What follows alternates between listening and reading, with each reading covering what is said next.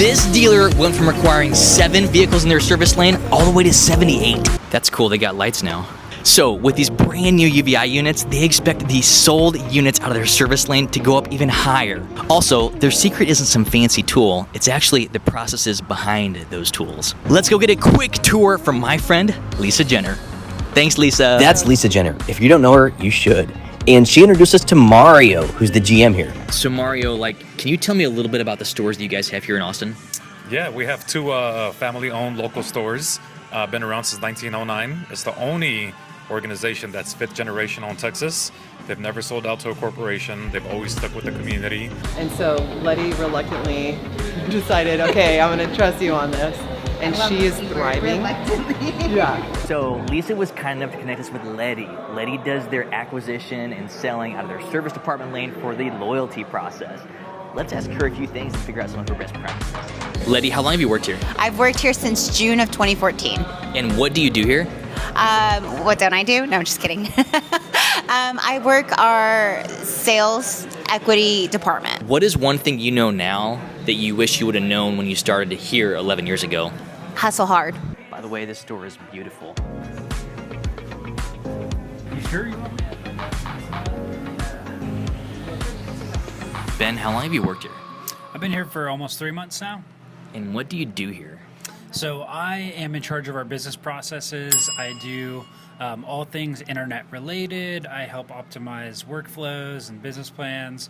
And I'm kind of our project manager as well. You guys use Drive-Centric, and a big part of that is setting up those business rules and those processes. What was it like before you even came on board? Do you know what they had in place for that? Yeah, so we use Drive-Centric.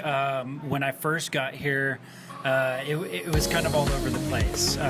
There was some things that made sense. There was a lot of things that didn't make sense. And so what I did is I came in and just really optimized that workflow, and I made it to where we were really leveraging the system and some of the great AI and automated tools that Drive-Centric has.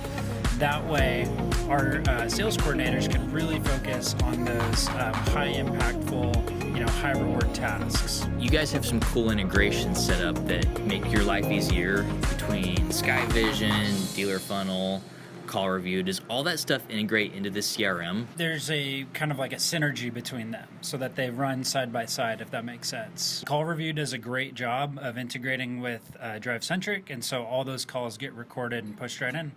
It's just that easy. Just that easy. I would say some of the most exciting things we're doing right now is just really starting to scale. We're starting to implement a lot of great training with our sales staff. We've really optimized our BDC over here, and so that's empowered them to be able to really scale their success. You sold cars for a little bit, and you were in BDC. Correct, yeah. Yes. So I've worn both hats. Yeah. So in that time period, you've worked with a lot of customers. If you were to give advice to someone who is going to start selling cars, what advice would you give them? I would say just, hold yourself accountable. Put proper processes in place for yourself. Don't just sit around and wait for deals to walk through the door. You have to have a guideline of how you're going to achieve that success. And so, hold yourself accountable each week as far as how many showroom ups are you going to get, how many phone ups are you going to get, how many internet leads, and make sure that you are doing every single thing you possibly can to keep engagement on those leads and to get conversion on them. If you look at your salespeople, what is one thing that they struggle with that you help them with either on a daily basis or something they can do better at? When a customer walks in or they create a lead, online, first, they want obviously absolute professionalism and transparency, but what they really want is a sales professional to ask the right questions, because what we do here is I tell people all the time, we're not here to sell cars, we're here to solve problems. How do you get a cold lead into an engaged lead? Yes. So one of the key points is, hey, what do you like about your vehicle, right? At that point in time, you'll understand, do they want the same vehicle, or have their needs changed? Are you wanting to stick with the same thing, or are you wanting to move into something a little bit different? Come in with a positive mindset. Really try to help your customers. Don't just search for sales, and really enjoy what you do. Because at the end of the day, you have to enjoy car sales to live it, breathe it, and thrive in it. Okay, one more thing. They did just install 2 UVI units in their service lane at their new Cadillac store. These haven't even been used yet, and I would be remiss not to bring this up because a lot of my friends love using UVI. And after talking with Lisa, they're excited about this because it only helps their loyalty go up even further on the sales side. Maybe we'll come back and do a follow-up visit after this has been executed. Maria, how long have you been selling cars here? I've been selling cars since July 1st. Yes. How did you know you wanted to come here and sell cars? I knew it because I want to help people find the right vehicles, and I love cars. You were involved in like cell phone sales for a while.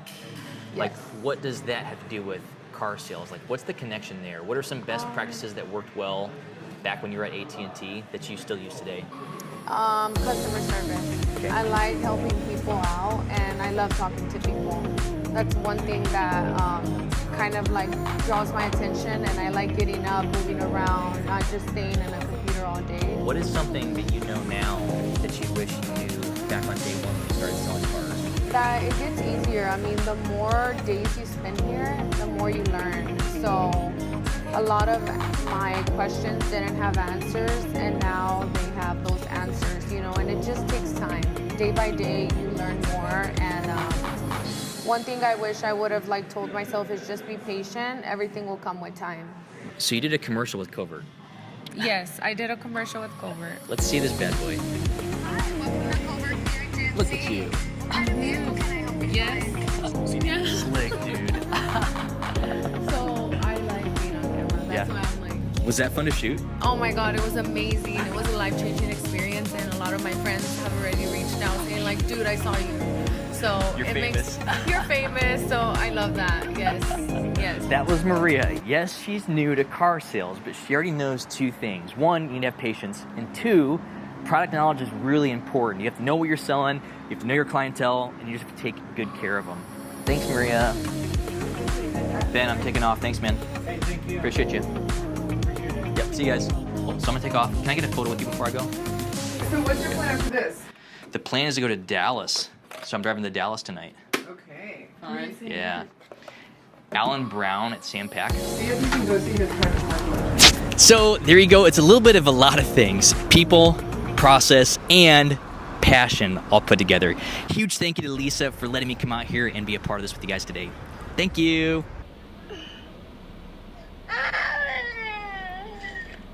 Are you gonna crawl on the kitty? Gonna get on the kitty? Check out how insane this looks. Crazy, right? Nuts.